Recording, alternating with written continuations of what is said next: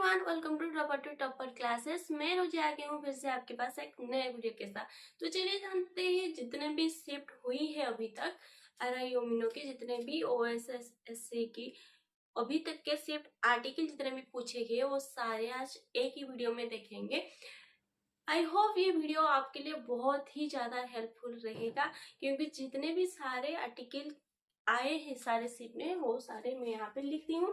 तो चलिए शुरू करते हैं। देखिए आर्टिकल 19, आर्टिकल 19 क्या है ना, ये फ्रीडम टू किसके लिए, स्पीच, हमें बोलने के लिए जो अधिकार मिला है वो हमें फ्रीडम मिला है to speech, freedom to speech. तो ये कितने बार आया है, 2 बार आ चुके हैं, 2 शिफ्ट में ये सवाल आ चुके हैं। याद रखेगा आर्टिकल 19 फ्रीडम ऑफ स्पीच। आगे जाएंगे। देखिए आर्टिकल 21, ये सबसे ज्यादा बार यही आया है शायद। आर्टिकल 21 बहुत सारे शिफ्ट में आए हैं। तो आर्टिकल 21 क्या है, protection of life and personal liberty, protection of life and personal liberty, article 21। ये 3 शिफ्ट में 3 बार ये सवाल आ चुके हैं। आर्टिकल 19 ये बोलने के लिए जो अधिकार मिला, बोलने, freedom to speech. Then article 21 protect of life and personal liberty, हमारी जो पर्सनल लाइफ है उसकी, ये उसकी protection of life and personal liberty.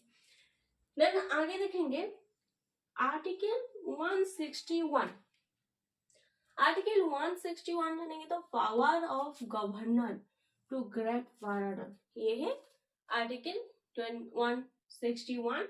ये भी आ चुका है 2 बार, 2 शिफ्ट में ये सवाल पूछे जा चुके हैं। तो नेक्स्ट देखेंगे तो DPSP, इससे बार बार सवाल आए हैं, बहुत तोड़ मरोड़ की इससे क्वेश्चन पूछा गया, एक बार आया था। ये जो आर्टिकल DPSP है, ये जो DPSP है ये कौन से कितने नंबर तक आर्टिकल इसमें है, तो इसमें है 36 से 51 इतने आर्टिकल हैं।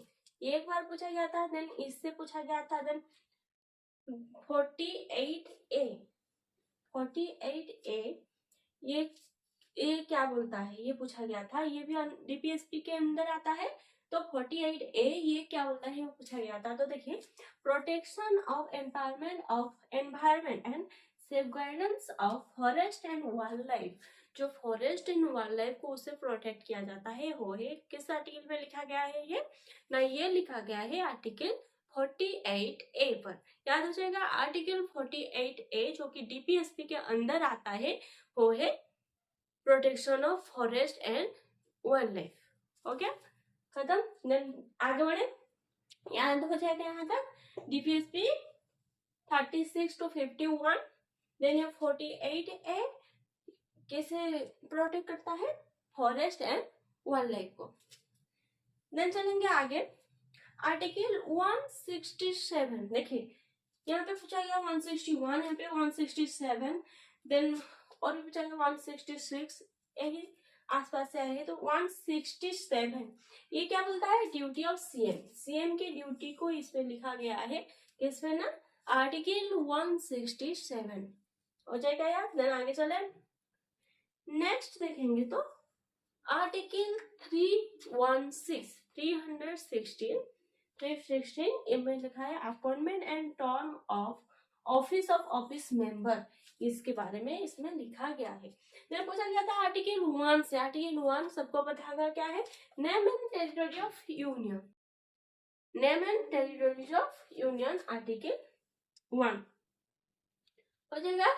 देखिए आर्टिकल 19 2 बार पूछे गए थे, आर्टिकल 21 ये 3 बार आए हैं 3 शिफ्ट में। देन आर्टिकल 161 2 बार है, DPSP से 3 बार क्वेश्चन पूछे गए हैं। चलिए जानते हैं आगे, राइट टू इंफॉर्मेशन एक्ट, ये पूछा गया था राइट टू इंफॉर्मेशन एक्ट, इससे सवाल आए हैं। देन देखेंगे तो RTI ये 2 बार इससे सवाल पूछे गए हैं। RTI से कितने बार पूछे गए ना, 2 बार इससे सवाल पूछे गए हैं, RTI एक्ट 2005। देखिए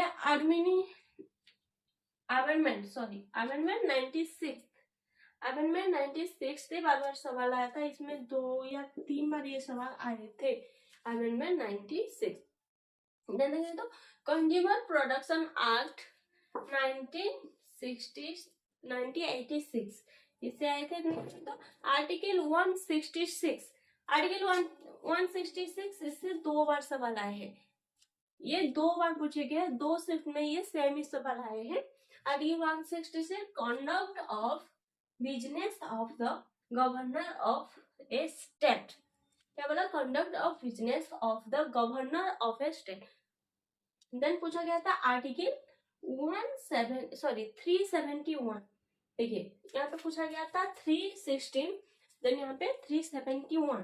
तो इसमें क्या बोला है, special provision with respect to the state.